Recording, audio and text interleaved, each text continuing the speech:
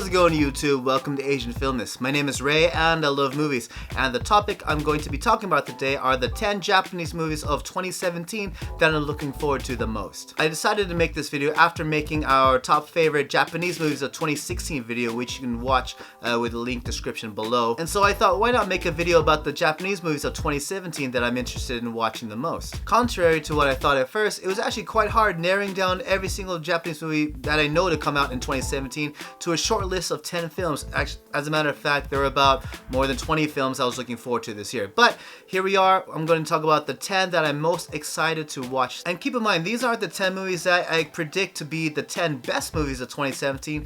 These are just the 10 movies I'm most interested in watching. You know, it could be because of the director, it could be because of the actors that are going to be starring in them. It could also be because of the premise. You know, I took in mind all those factors to create this list of 10 movies. And these movies are in no order, any way, shape, or form, just because I happen to know enough information about all 10 of these movies equally, which is not all that much. But the little information I know is enough to get me interested in watching these movies. So without further ado, let's get going. The first movie I want to mention is, well, I don't exactly know its official English title, but the Japanese title is Chotto Imakara Shigoto Yamete Kuru. And it stars Kudo Asuka, of whom I don't think I've seen any movies of, but it also stars Fukushi Sota, who I absolutely love. And the story centers on Kudo, who's a salaryman, and he works himself really hard day to day, to the point where he becomes mentally ill. And one day he faints at a railroad station and he falls onto the train tracks, but he is miraculously saved by Fukushi's character. And Fukushi's character, he's this friendly dude with an Osaka dialect, and he's just an all-around friendly guy. And it's through this friendship with Fukushi's character that it seems like Kudo starts to lighten up again. But then one day, Kudo's character sees Fukushi's character's name in the newspaper,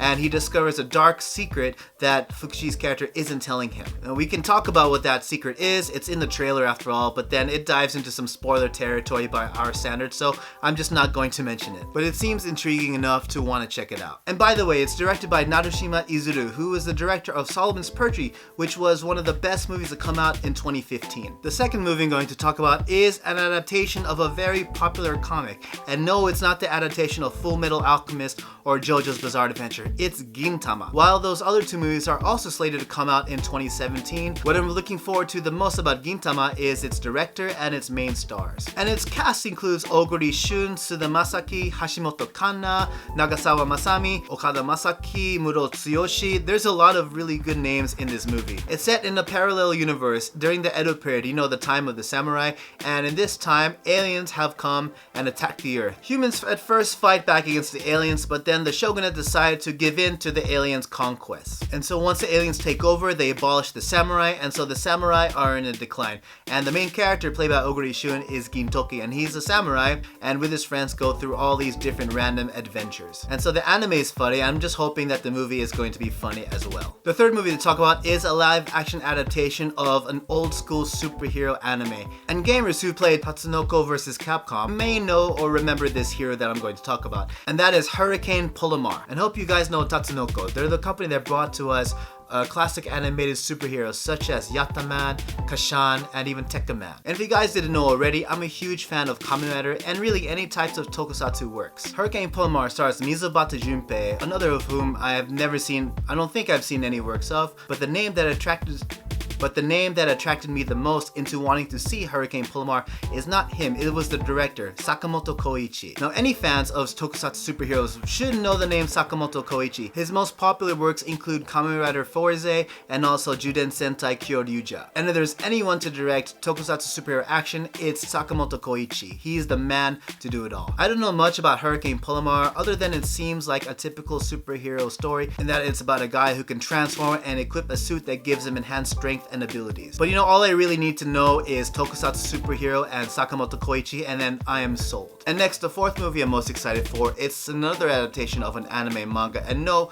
it's still not JoJo's Bizarre Adventure or Full Metal Alchemist. It's actually the adaptation of Tokyo Ghoul, and the adaptation is going to be directed by Hagiwara Kentaro. Now, I don't know much about the anime Tokyo Ghoul, but I have heard that it's supposed to be quite dark and quite violent and bloody, and if they can translate that into the live action script, screen, I'll be all about that. The movie stars Kubota Masataka, and it takes place in the world in which the Earth is populated by ghouls. These ghouls are stronger than your average human, and they like to hunt them down and eat their flesh. Kubota's character, through some kind of accident, becomes transformed into a half-ghoul, so now he has to learn to survive in the society of ghouls as well as the humans. And so, having never seen the anime or read the manga, just the premise alone attracts me, and I hope this live-action adaptation can be as dark and as gruesome as the premise promises it to be. But we've seen other anime adaptations which source material was dark and bloody, for example, Gantz and Attack on Titan, and then the live-action adaptations were pretty watered down as far as violent content was concerned. So Tokyo Ghoul can go either way, but regardless, I'm quite looking forward to it. The next movie I'm going to talk about, I think it's a big gamble just because I feel like the director hasn't really delivered in the past few years.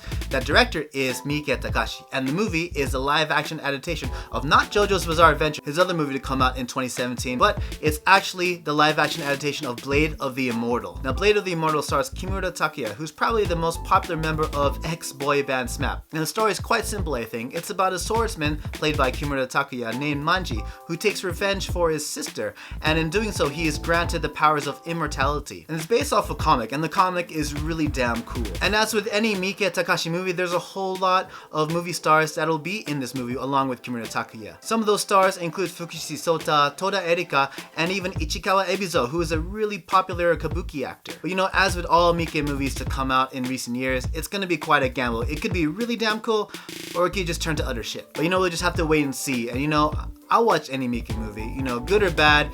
I'll see whatever he puts out. The next movie to talk about is March Comes In Like a Lion, and it's an adaptation of a manga which I have never read, but it's directed by Otomo Keishi, who is the director of the Rurouni Kenshin movies and also Museum, which was my absolute favorite movie of 2016. And it's set to come out in 2 parts, set to release one after the other, similar to 64, Shihayafuru, Solomon's Perjury. It seems to be like a thing to do nowadays. But it's about a young professional shogi player played by Kamiki Ryunosuke. And this guy's a bit of an introvert and he doesn't really have any good friends. But one day he meets and befriends his neighbors, and they help him grow to become a more sociable person, to appreciate life more, and overall to become a better shogi player. Now, I don't know if I would be interested in reading a manga of this premise, but it has the right director, it has the right star. I really love a good dramatic underdog story, and this seems like one of those to fit that description. Next up, the 7th movie I want to check out this year. It's an anime movie. And Japan releases so many anime movies every year that I just had to pick one. And this movie happens to belong to a series that produces a movie every year, and that is Pokemon. And the new Pokemon movie is called Pokemon I Choose You, and it's going to be directed by Yuyama Kunihiko. Now, the secondary title, I Choose You, it's a reference to the very first episode of the TV anime that came out just about 20 years ago. And with that in mind, Pokemon the movie I Choose You is a retelling of the very first adventure of Ash and Pikachu. It's going to be told with It's going to be retold with up-to-date animation and hopefully up-to-date mechanics from the previous games. I don't know about you guys, but I love Pokemon. Are you guys playing Sun Moon? Because I certainly am. And of course, coming to this movie are the original voice actors of Pikachu and Ash, or as he's known in Japan, Satoshi. Satoshi is going to be voiced by Matsumoto Rika, the same actress who has been voicing him for all these years. And Pikachu is going to be played by Otani Ikue, who has been voicing Pikachu since the beginning. So usually I wouldn't highlight an anime series which releases a movie every year, but this movie looks like it's going to dive into a lot of nostalgia with its going back to the beginning. Even if you look at the teaser poster, it looks at Pikachu and Ash, or Satoshi, looking up to the sky at whole, just as he did in the first episode of the anime. So I'm all about diving back into nostalgia, especially if it involves Pokemon. So yeah, Pokemon the movie I Choose You is definitely something I'm looking forward to this summer. The next movie I'm looking forward to is Kiseki, Ano Hi no Sobito. It's directed by Kaneshige Atsushi, another director whose work I have never seen, but the premise of this movie alone makes me want to watch it. The movie stars Matsuzaka Tori and Suda Masaki, and it's a biopic of the hit band Green. The title of the movie is an obvious reference to probably their biggest hit single, Kiseki, which translates to miracle in English. And what's really interesting about the band Green, even though they work as professional musicians, that's actually their side gig. They actually have real full-time jobs as dentists. Another interesting point about Green is that from what I understand, they have, for a long time, they have never shown their faces to the public just so they can keep the life of a professional musician and the life of professional dentist separate. But yeah, obviously the reason I'm looking forward to this movie is because I loved Green back when I listened to Japanese music. And judging from the trailer, this movie looks like it's going to be good too. The ninth movie I'm going to be talking about is the sequel to Shinjuku Swan, aptly named Shinjuku Swan Part 2. And once again, it's being directed by Sono Shion and starring Ayano Go. And Shinjuku Swan is basically the story about a guy who works as a scout, and he scouts girls to come and work in the adult entertainment industry. It's based off a manga, and the premise and the story is really interesting, especially because, you know, if you walk around Tokyo, you see guys like these guys every day, you know, trying to hook in all the pretty girls. And I think it's interesting because those guys who I've always thought as being sketchy or even scumbaggy, you know, one of them is the main character, the main hero of this story. And it was a really interesting story. So I'm excited to see that they're making a sequel, which probably adapts more of the manga that takes place after the events of the first movie. And they're trying to take the Shinjuku Swan, Ayano Go's character, out of Tokyo into Yokohama. There he meets the CEO of a rival scout company, played by Asano Tadanobu, who's another big star. And it looks like a lot of the stars of the first movie are coming back, but as with any sequel, it could either go good or it could go bad. And the last movie of 2017 that I'm excited to watch is Survival Family, directed by Yaguchi Shinobu. If you haven't seen a Yaguchi movie, they're usually really lighthearted, really fun. For example, we have Swing Girls, Water Boys, and Woodjob. And in Survival Family, he collaborates with Kohinata Fumio and Fukatsu Eri, who are two actors who I absolutely love as well. The story looks like it's going to be a comedy similar to Yaguchi's other movies. And in the story, there's a worldwide blackout and basically everything shuts down. Anything from electricity to telephones, even watches. So basically everyone's trying to run away, everyone's trying to find a way to survive, and Kohinata and his family, they decide to escape from Tokyo. So Survival Family seems to be a family drama slash comedy that centers on